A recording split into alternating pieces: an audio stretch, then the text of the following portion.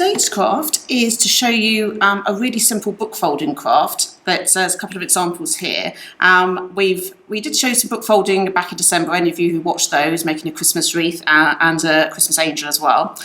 This is a really fun craft to have a go at, to make book hedgehogs. So we've got a Harry hedgehog here, the Harry Potter theme. Many of you who come to our events will know we usually do a Harry Potter event in February, but this year they've moved the event till June, so look out for details of that then. But so I thought I'd do a Harry Potter themed one here, and this is just a general little hedgehog in the garden there.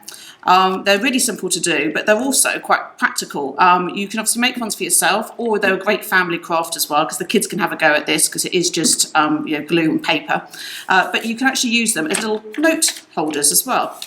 So just slap the little notes in there, just things maybe you wanted to remind yourself you need to do the next day, or maybe you want to sort of have one on a table near your front door or something, so that people can say if you've popped out and you want to just leave a little note to say where you've gone if you're only going to go a little while, things like that.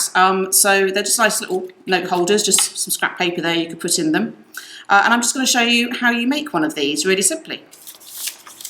So I'll move those out of the way for the minute. And just take a paperback book. Well, it can be hardback, but paperback's a little bit easier to do because you get through it a little bit more. And the simple fold is start right at the beginning, so these, and you fold into the spine.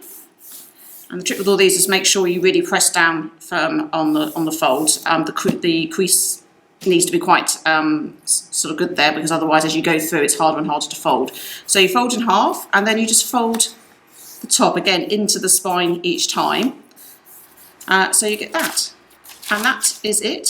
So I'll just show you that one more time. So fold into the spine, press down really firmly there, and then fold the front down. It's like a little triangle essentially, so you want it to be at right angles here, and then flip that one over. So you keep working through the book. Now, I recommend if the book's quite thick and you're really struggling to get going after a certain amount of pages, so maybe you can sort of you can rip the odd pages out. So you could do sort of say 50 pages, then rip 2 or 3 out, and just do another 20 pages, maybe rip a couple out.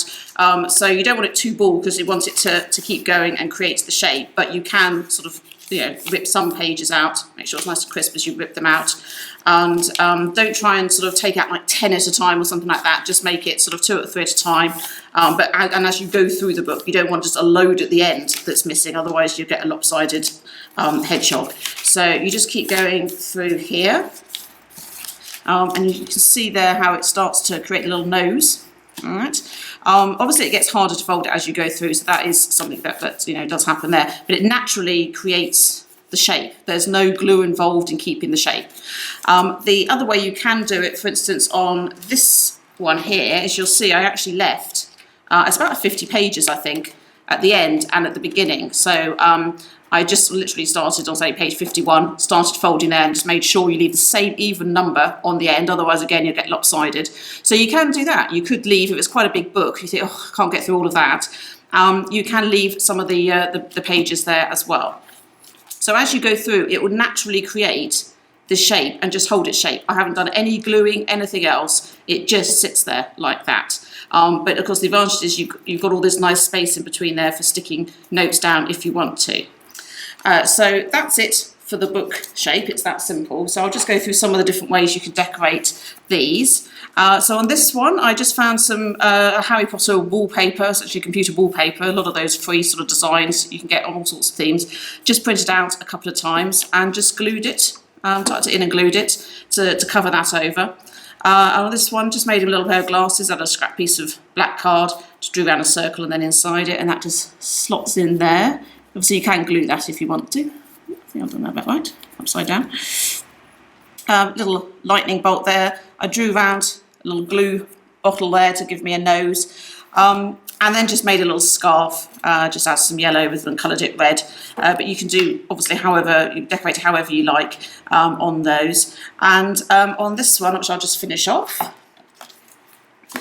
So essentially what I want to do on this one, I'll just show you here, hopefully that'll show up, is so you want a nose. So I just drew around a glue bottle for that one, and that gives you your nose.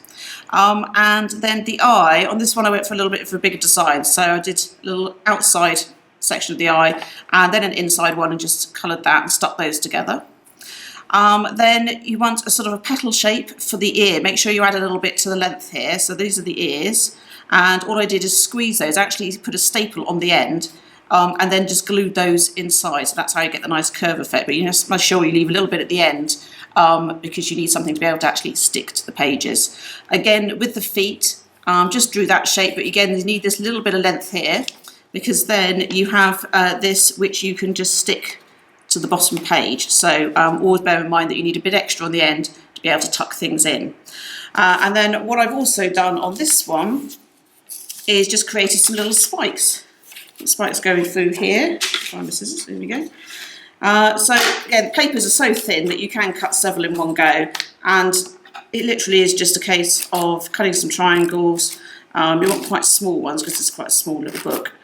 And just go through like that and cut that one off. I don't want it too long. And just take some glue. With these projects, you really do need to use wet glue though.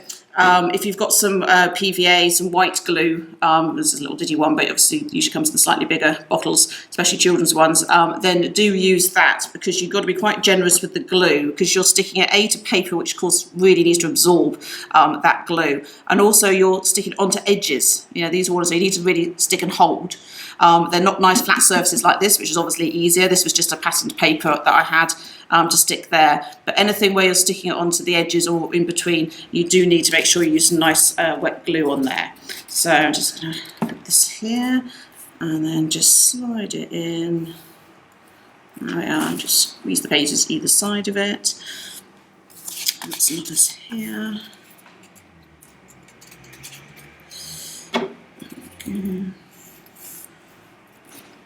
Just gives us some nice little spikes. You don't have to do this. There's also lots of ideas if you are on the computer for how you can do book hedgehogs, book folded hedgehogs is what these are called. We have actually made haunted houses before now by, if you turn it up that way, that looks like a house shape.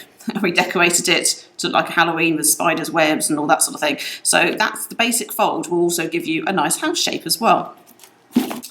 But yeah, this is this one. So again, did my little feet there. I've even had a little punch there with a little butterfly. So I've just got that one stuck onto the pages as well.